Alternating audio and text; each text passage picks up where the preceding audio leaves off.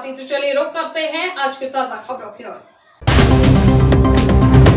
वक्फ board कानून के खिलाफ दायर याचिकाओं को सुप्रीम कोर्ट द्वारा खारिज किए जाने पर मध्य प्रदेश सरकार में मंत्री विश्वास सारंग ने फैसले का स्वागत किया है। उन्होंने कहा कि सुप्रीम कोर्ट का यह निर्णय वक्फ संपत्तियों के सही उपयोग की दिशा में सकारात्मक परिणाम देगा। सारंग ने आरोप लगाया कि वर्षों से वक्फ संपत्तियों पर कुछ चंद परिवारों का बेजा कब्जा था और इनका उपयोग जरूरतमंदों की बजाय कुछ मुस्लिम नेताओं के निजी ऐशो आराम के लिए किया जा रहा था। उन्होंने कहा कि वक्फ संपत्तियों का उद्देश्य गरीबों, आर्थिक रूप से कमजोर परिवारों और बच्चों की शिक्षा व कल्याण में सहायक होना था। मंत्री ने सुप्रीम कोर्ट के फैसले को सही ठहराते हुए कहा कि यह गलत मंशा से दायर याचिकाओं पर करारा जवाब है। वक्फ बोर्ड और वक्फ संपत्तियों से संबंधित जो केंद्र सरकार का सकारात्मक कानून था, उसके पक्ष में सुप्रीम कोर्ट का जो निर्णय आया है वो निश्चित रूप से सकारात्मक परिणाम देगा। हम सालों से देखते आए हैं कि वक्फ संपत्तियों का बेजा कब्जा चंद परिवारों ने कर रखा था। सही मायने में वक्फ संपत्ति उन लोगों के उपयोग में आनी चाहिए जिनको इन संपत्तियों के माध्यम से सहायता की जरूरत है, सेवा की जरूरत है, जो गरीब हैं, जिन के परिवार में आर्थिक रूप से तंगी है, बच्चों को शिक्षा देना, जो लावारिस बच्चे हैं उनको पनाह देना, उनको जीवन में ठीक राह मिल सके, इसकी व्यवस्था के मद्देनजर वक्फ की संपत्तियों का उपयोग होना था।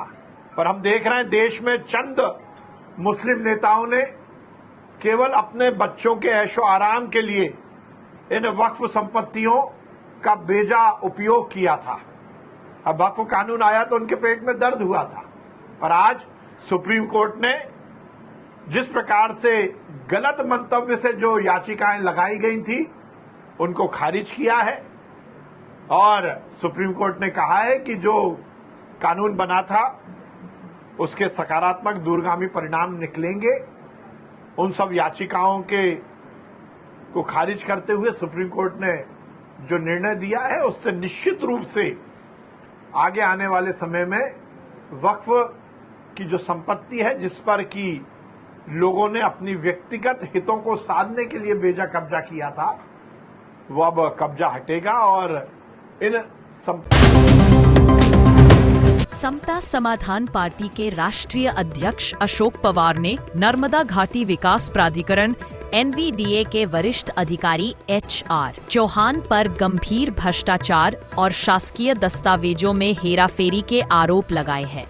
पवार ने चौहान की नियुक्ति को फर्जी बताते हुए कहा कि यह प्रक्रिया न्यायालयीन प्रकरणों और मेरिट सूची को दरकिनार कर की गई। उन्होंने आरोप लगाया कि चौहान ने बोगस तरीके से प्रमुख पदों पर नियुक्ति प्राप्त की और गोपनीय प्रतिवेदन भी नहीं बुलाए गए। पार्टी ने दावा किया कि हजारों करोड़ की निविदाएं प्रचलन दर से अधिक दरों पर एक ही समूह के ठेकेदारों को दी गई, जिसमें ब्लैकलिस्टेड कंपनी मेंटोना भी शामिल है। श्याम सुंदर राउत पर भी भ्रष्टाचार के आरोप लगाए गए हैं। पवार ने चेतावनी दी कि यदि दोषियों पर आपराधिक प्रकरण दर्ज नहीं किया गया तो पार्टी जनहित में बड़ा आंदोलन करेगी। आयोजन किया, क्या मुद्दा है? साथियों, मेरे पत्रकार भाइयों, मैं ये दूसरी बार पत्रकार वार्ता कर रहा हूँ 1 माह बाद। इसमें समता समाधान पार्टी ने NVDA का बहुत बड़ा खुलासा किया। HR चौहान वरिष्ठ अधिकारी एवं सदस्य अभियांत्रिकीय और सदस्य वित्त और मुख्य अभियंता सनावत के पद पर कार्यरत थे। इसकी नियुक्ति बोकस हुई है।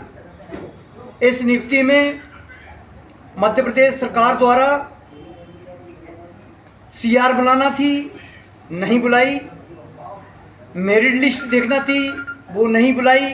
और कोर्ट के मामले देखने थे, कोर्ट का मामला विचाराधीन था, तो भी इसकी नियुक्ति सदस्य अभियांत्रिकी head of department equal to ENC के पद पर की गई है। HR चौहान ने जैसे ही नियुक्ति होने के कुछ ही दिन बाद टेंडर निकाले गए, निविदाएं। और उस टेंडर में साथियों आपको भी पता है कि आज ये कागज़ अगर हम 1 रुपये में बेचते हैं या 1 रुपये का है, इसका निर्माण कार्य भी 1 रुपये में होता है, तो इसका 90 पैसे में होना चाहिए। ये सरकार के अधिकारी का दायित्व बनता है। लेकिन सरकार के अधिकारी ने क्या किया कि इस कागज़ का रेट 1.5 रुपये बता के ना पिछला टेंडर देखा ना अगला टेंडर देखा और वो ही निविदा स्वीकृत कर दी। इससे शासन का हजारों करोड़ का नुकसान हुआ, मध्य प्रदेश की 8.5 करोड़ जनता का। कौन सी कंपनी को, कंपनी कौन सी? ये मेंडोना कंपनी, और मेंडोना कंपनी से जो ग्रुप था उनको 12-13 लोगों को उपकृत किया गया है। ऑनलाइन गेमिंग ऐप एविएटर में मुनाफा कमाने की लत ने एक युवक को ठग बना दिया। रांची पुलिस ने रविवार दोपहर युवक दिवाकर परिहार को ठगी के आरोप में हिरासत में लिया। पुलिस के अनुसार दिवाकर ने कैलाश ऑनलाइन फोटोकॉपी दुकान में 60,000 रुपए ऑनलाइन ट्रांसफर कर नकद देने की बात की, लेकिन रकम मिलने के बाद कैश देने से मुकर गया। दुकान संचालक मंजीत किशोर सोनकर की शिकायत पर कार्यवाही की गई। पूछताछ में दिवाकर ने बताया कि वह मझौली का निवासी है और यादव कॉलोनी में किराए से रहता है। उसने कबूल किया कि पूरे पैसे उसने एविएटर गेम में हार दिए। जांच में यह भी सामने आया कि दिवाकर ने अमखेरा निवासी एक अन्य व्यक्ति से भी 50,000 रुपए की ठगी की है। फिलहाल पुलिस युवक से सघन पूछताछ कर रही है और अन्य पीड़ितों की जानकारी जुटा रही है। चालू का? हाँ सर। सर एक ऑनलाइन फ्रॉड का कुछ मामला आया है, क्या है ये पूरा मामला? अजीत किशोर सोनकर जो कि कैलाश फोटोकॉपी ऑनलाइन की दुकान चलाते हैं, तो कल एक दिवाकर सिंह परिहार नाम का लड़का आया उनके पास और 60,000 रुपये ऑनलाइन ट्रांसफ़र करवाया, और जिसके बाद उनको वो पैसा नहीं दिया। तो उनको द्वारा आवेदन दिया गया है कि कार्रवाई करने के लिए, तो ये जांच कर रहे हैं इसमें कि पैसा कहाँ डलवाया है, किसके अकाउंट में डलवाया है, उसको अग्रिम कार्रवाई की जाएगी। अभी तक कुछ निकल के सामने आया कि कहाँ इसने पैसा खर्च ये किया? जो है एविएटर गेम खेलने का शौक वो है आदि, तो शायद ये गेम में पैसा हार गया, जो बताया इसने। ठीक, आगे पूछताछ चल रही है। विजयनगर थाना क्षेत्र में रहने वाले विनोद जायसवाल और अंजू जायसवाल को करोड़ों की ठगी के आरोप में पुलिस ने गिरफ्तार किया है।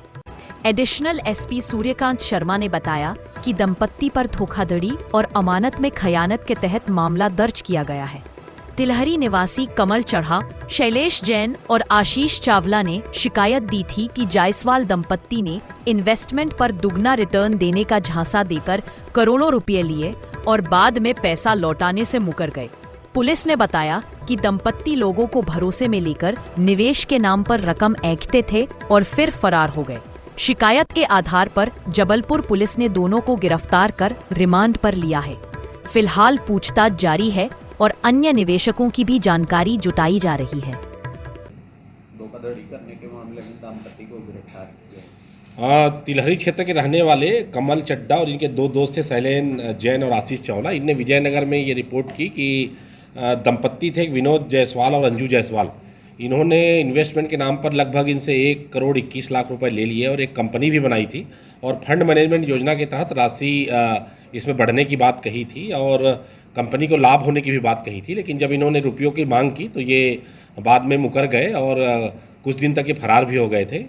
इस सूचना पर थाना विजयनगर में इन दोनों पति पत्नी विनोद जायसवाल और अंजू जायसवाल के खिलाफ धोखाधड़ी अमानत में खयानत का मामला दर्ज किया जाकर विवेचना किया जाकर इनको हिरासत में ले लिया गया है। आज पुलिस रिमांड भी इनकी ली गई थी और उनसे पूरी पूछताछ करके इनको गिरफ्तार करके जुडिशियल रिमांड पर जेल भेजा जा रहा है और आगे विवेचना की जा रही है।